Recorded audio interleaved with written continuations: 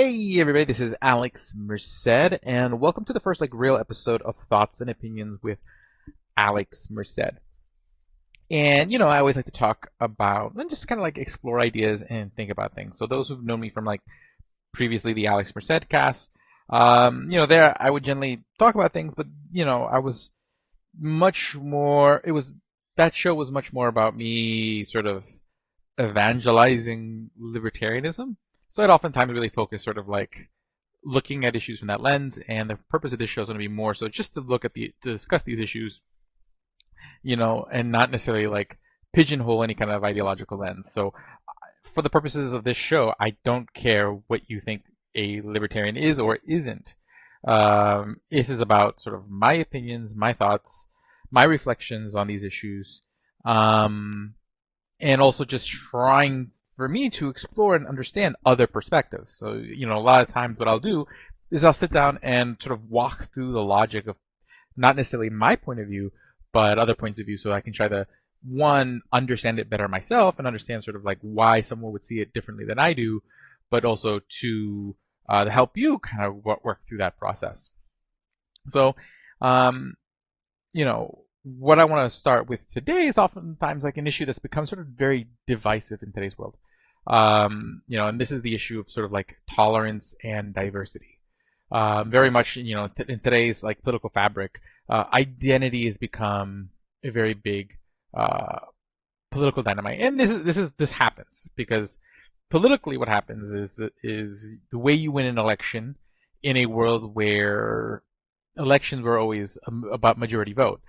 The reason being because that was technology isn't what it is today. Nowadays, you could probably do things like ranked choice voting and approval voting and technologically do them in a very efficient way. But back before the technology we have today, those were not practical things to implement. So the simplest thing to do is just to count the vote. So majority wins is the simplest of somewhat fair options that you can choose.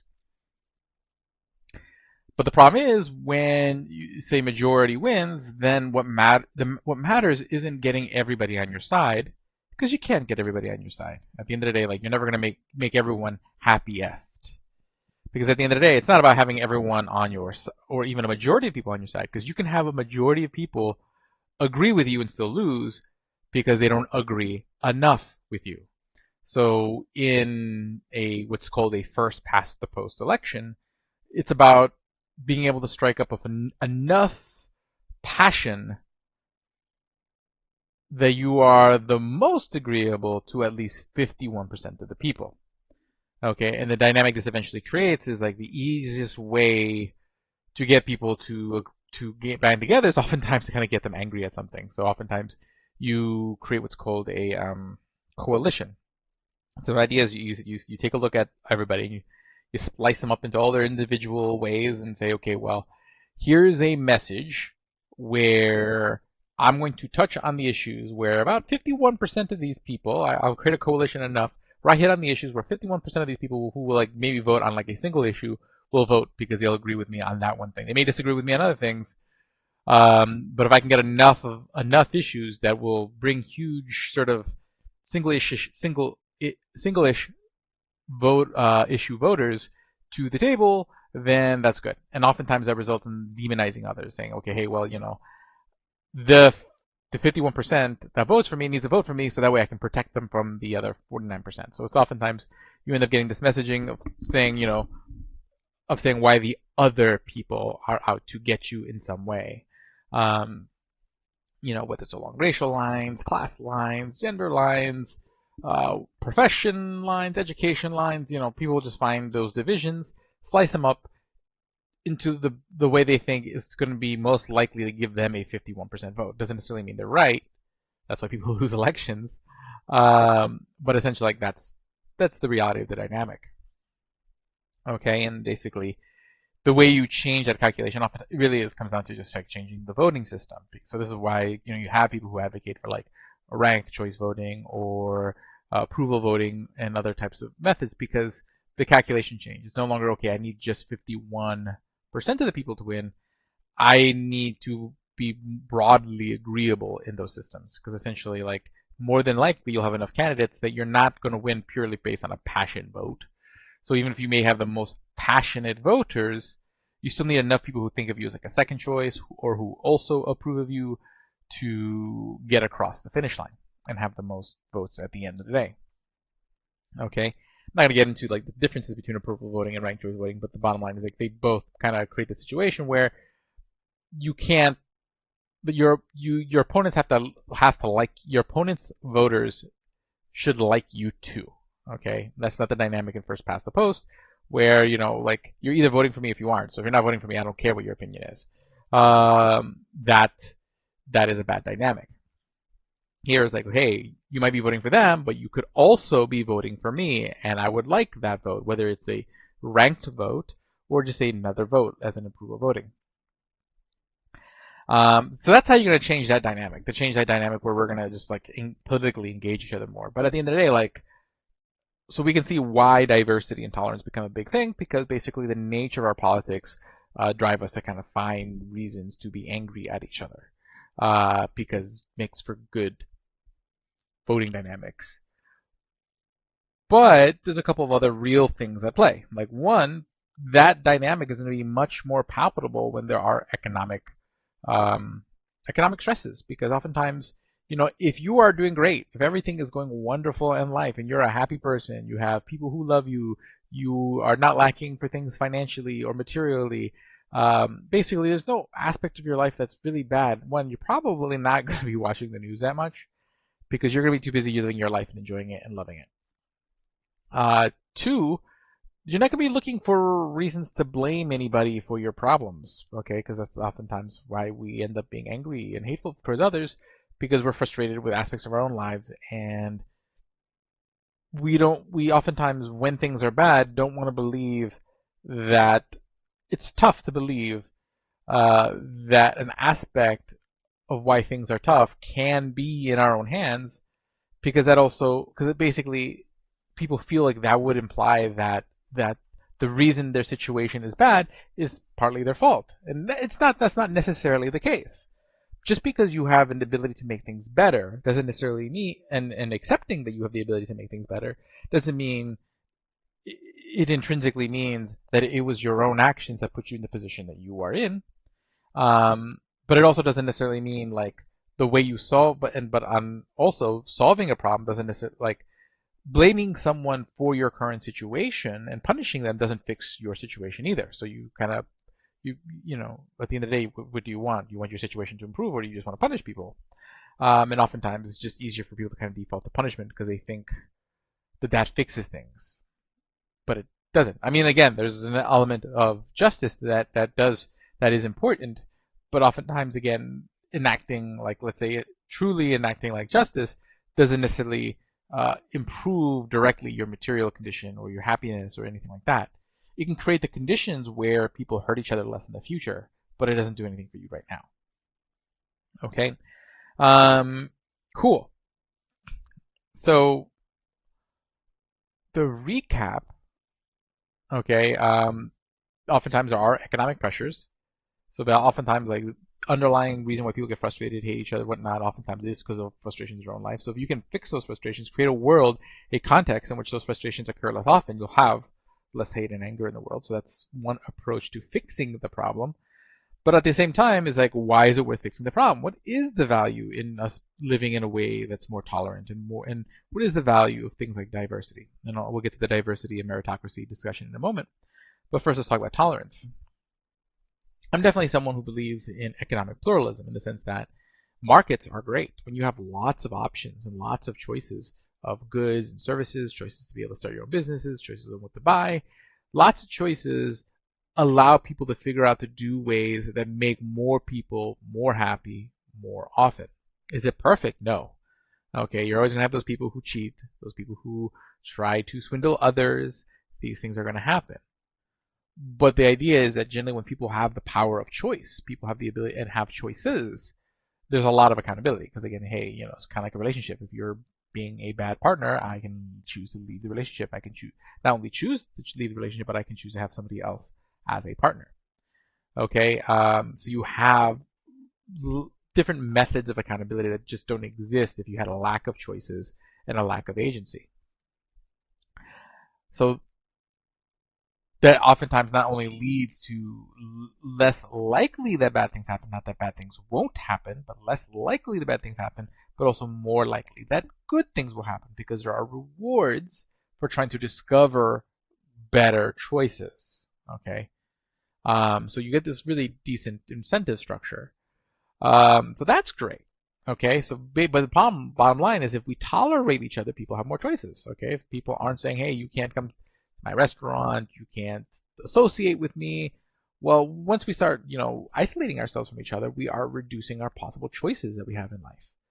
Okay, people don't have a right to make and aren't entitled to make every possible choice there is in the world, but generally you would want people to have more choices more often than not. So you would want that. So you want people to generally be tolerant of each other because it is going to lead to a world of more choices, more agency. That's going to lead to a lot of those sort of dynamics that lead to better things. Again,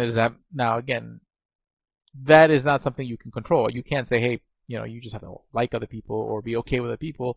It's a thing that you have to kind of build brick by brick, and that's oftentimes with engaging each other and the way we raise our kids and things like that. People always want to kind of like snap their fingers and make things happen, but like anything, it's work.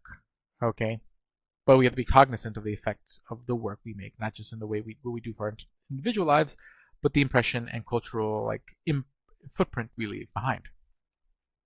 Then there's the issue of diversity. So when I think of it like when we're talking about diversity, I'm talking about it more like in the way that's commonly understood. We're like saying, hey, what's the benefit of having people like making it a goal that we have many people of different stripes participating, and there's an obvious value there. Okay, especially when you live in a world that's more interconnected than ever. So when we think about like schooling and whatnot, and thinking, hey, why should schools be diverse? My immediate response isn't necessarily this whole like justice argument. You often see people say like it's a justice argument that hey, we need to fix the sins of the past. That is a trickier argument, and there's a lot more room for disagreement there. I think a much more sort of like obvious argument that I think everyone can kind of see the benefit of is that again, if you know how to interact with more people because you've interacted with a bigger variety of people, you're going to just be more successful because you're going to know how to deal with people in different contexts more often, whether it's in a business context, a social context, whatnot. So diversity is important, especially for like young people, because it's going to help them learn how to interact in a diverse world. Okay, at the end of the day, you do want your education, it's not just about like, hey, I want to get, like part of your education is the social interaction you have with others. Okay, part of the way you assimilate into society, and these are when you think of someone like a John Taylor Gatto, some of his like best criticisms of traditional schooling, where you put people constantly with like, people of the same age, and where it doesn't necessarily model like the real world, but diversity is a model of the real world. We do social, live in a world of like diverse goods and services, diverse coworkers, diverse loved ones. So I can see the value of, let's say, any institution wanting diversity.